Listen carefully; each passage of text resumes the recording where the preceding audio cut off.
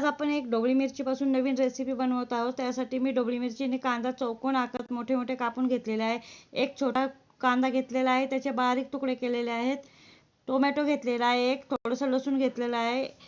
आता गॅसवर भांडं ठेवलेलं आहे, त्याच्यामध्ये तेल टाकलेलं आहे आणि ढोबळी मिरची तळून घेत आहे। आधी ढोबळी मिरची थोडीशी हलवली, त्याच्यामध्ये आता आपण टाकणार आहोत कांदा।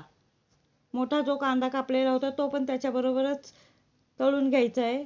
अशा प्रकारे दोन्ही हलवून घ्यायचं आहे।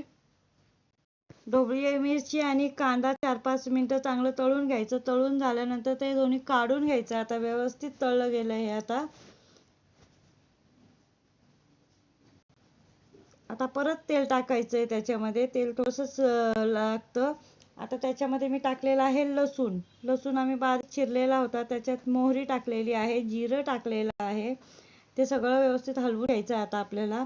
आणि हा बारीक कापलेला कांदा होता तो त्याच्यामध्ये टाकायचा आहे। तो चांगला परतला गेला पाहिजे। आता हे घेतलेलं आहे मी बेसन पीठ घेतलेलं आहे, हे 1.5 चमचा घेतलेला आहे। त्याला व्यवस्थित हलवून घ्यायचं। बेसन पीठ हे सिक्रेट आहे या भाजीचं। ते व्यवस्थित तळलं गेलं आहे, हे बघा कशा प्रकारे झालेलं आहे। त्याच्यात आता छोटासा टोमॅटो घेतलेला आहे मी, कारण आपण त्याच्यात दही टाकणार आहोत, त्यामुळे छोटासाच टोमॅटो घेतला।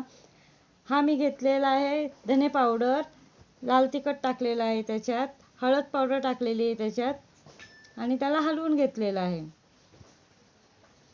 थोडंसं पाणी टाकायचं, म्हणजे काय त्याला व्यवस्थित ओलसरपणा येतो आणि ते पूर्ण व्यवस्थित तळलं जातं। ह्याच्यात मीठ टाकलेलं आहे, चवीपुरतं मीठ, आणि अर्धी वाटी दही घेतलेलं आहे। त्याला व्यवस्थित आता हलवून घ्यायचं आणि जी आपण ढोबळी मिरची आधी तळून घेतली होती ती आता टाकायची त्याच्यामध्ये आणि त्याला व्यवस्थित हलवून घ्यायचं। आता सगळं एकजीव होईपर्यंत व्यवस्थित तळून घ्यायची। आता त्याच्यामध्ये टाकत आहे मी हा सिक्रेट मसाला, म्हणजे पावभाजी मसाला आहे आणि किचन किंग मसाला आहे। हे दोन्ही टाकले कारण ह्याची चव खूप छान येते। त्याला आता व्यवस्थित हलवून झाकून ठेवायचं। आता थोडा मध्ये मध्ये काढून त्याला उघडून बघायचं आणि पुन्हा हलवत जायचं। आता मी याच्यामध्ये अर्धा ग्लास पाणी ओतलेलं आहे। ज्या वाटीत दही घेतलं होतं ते पण थोडं पाणी टाकून ते पण याच्यात टाकून दिलेलं आहे, टाकून ठेवलं। आता आपली भाजी झालेली आहे पूर्णपणे। हे पहा, अशी ग्रेव्ही भाजी केलेली आहे आपण। वाटीत मी तुम्हाला काढून दाखवते, ही अशी भाजी झालेली आहे।